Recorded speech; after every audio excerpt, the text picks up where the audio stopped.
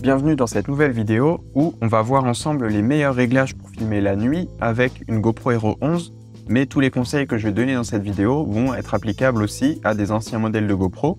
Je suis donc allé la nuit avec ma GoPro filmer dans tous les réglages possibles pour pouvoir après comparer ça sur mon ordinateur et vous partager les résultats. Et je précise que toutes les vidéos que j'ai filmées pour mes tests sont faites en mouvement avec moi qui suis en train de marcher, la caméra dans la main. Donc les trois choses que je vais prendre en compte pour cette comparaison, ça va être la luminosité, la qualité d'image et la stabilisation.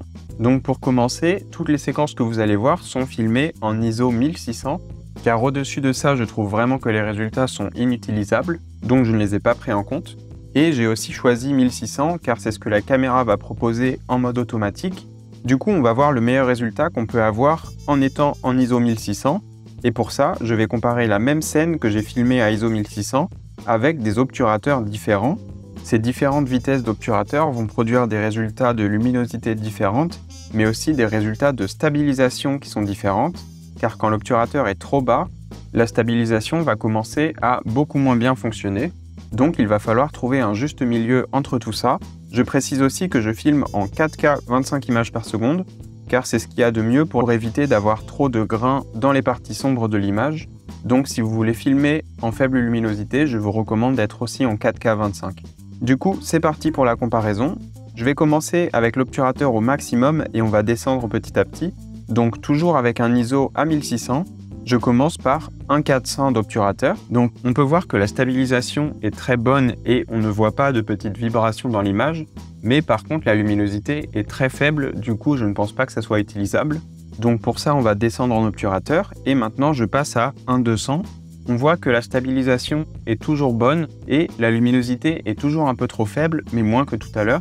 Donc je descends encore une fois l'obturateur d'un cran. Maintenant, on est à 1/100. La stabilisation est toujours bonne, mais un petit peu moins bien qu'avant. Mais maintenant, la luminosité est passable, en tout cas pour une scène filmée en pleine nuit avec une GoPro. Donc ce résultat est pas si mal. Et pour finir, on passe à l'obturateur le plus bas, donc 1/50e. On voit directement que la stabilisation n'arrive pas à suivre et que les lumières tremblent dans l'image. Mais par contre, grâce à un obturateur aussi bas, la luminosité est vraiment bonne. Mais à cause de la stabilisation, on ne peut pas garder ce genre d'image. Donc pour conclure cette première comparaison, il semble que le 1/100e est le meilleur compromis pour ne pas perdre trop de lumière, mais pour quand même avoir une stabilisation qui fonctionne encore bien. Maintenant qu'on a vu ça, je me demande ce que ça peut donner de refaire ces tests d'obturateur, mais avec des ISO un peu plus faibles pour avoir une meilleure qualité d'image et surtout moins de grains dans les parties sombres. J'ai donc refait la même séquence de test, mais cette fois avec mes ISO mis à 800, ce qui va me donner une qualité plus propre. Donc on repasse à 1.400, mais cette fois on a les ISO qui sont à 800. Comme les ISO sont plus bas, pas de surprise, on a une scène qui est encore plus sombre que tout à l'heure. Mais par contre, on voit bien dans les détails que la qualité est mieux. Et aussi, on voit que la stabilisation, comme tout à l'heure, est très bonne. C'est juste beaucoup trop sombre pour être utilisable. Maintenant, on repasse à 1.200. La stabilisation est bonne, mais la luminosité est toujours un petit peu trop faible. Et on repasse à 1/100, qui est le meilleur résultat qu'on a gardé de tout à l'heure. Et cette fois-ci, on voit que la luminosité n'est pas si mal et la stabilisation n'est pas si mal non plus. Et pour finir, à 1.50, on voit encore une fois que la stabilisation n'arrive pas à tenir et que toutes les lumières gigotent dans l'image. Donc encore une fois, je trouve que le meilleur compromis d'un point de vue luminosité et stabilisation, ça va être le clip filmé avec l'obturateur à 1/100. Et maintenant, ce qui serait intéressant, c'est de comparer le meilleur résultat qu'on a eu à ISO 1600 avec le meilleur résultat à ISO 800 et voir quels sont les points forts et les points faibles de chaque. Donc voilà une image côte à côte des deux ISO différents. Et les deux à l'obturateur 1/100e, car on a établi que c'était ce qui donnait le meilleur résultat. Évidemment, à gauche, on a une bien meilleure luminosité, mais qui vient aussi avec beaucoup de grains supplémentaires dans l'image, ce qui fait perdre du détail. Et à droite, c'est un plan qui est un peu trop sombre, mais la qualité d'image et les détails sont vraiment satisfaisants pour un résultat de nuit avec une GoPro.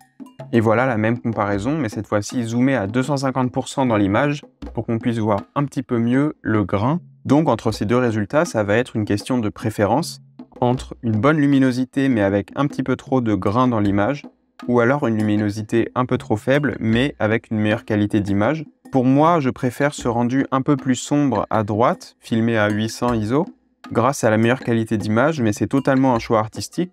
Et si le grain ne vous dérange pas, Alors je pense que le mieux pour vous, ça va être d'être à ISO 1600, mais du coup pour moi, les réglages idéaux de nuit avec ma GoPro, ça va être d'être en 4K25 et d'avoir l'obturateur à 1/100 et les ISO à 800. Je précise que toutes les valeurs d'obturateur que j'ai données pendant ce test sont choisies spécialement pour de 25 images par seconde, donc si vous n'êtes pas en 25 images par seconde, vous ne pouvez pas appliquer ces valeurs, car vous aurez des résultats qui sont différents.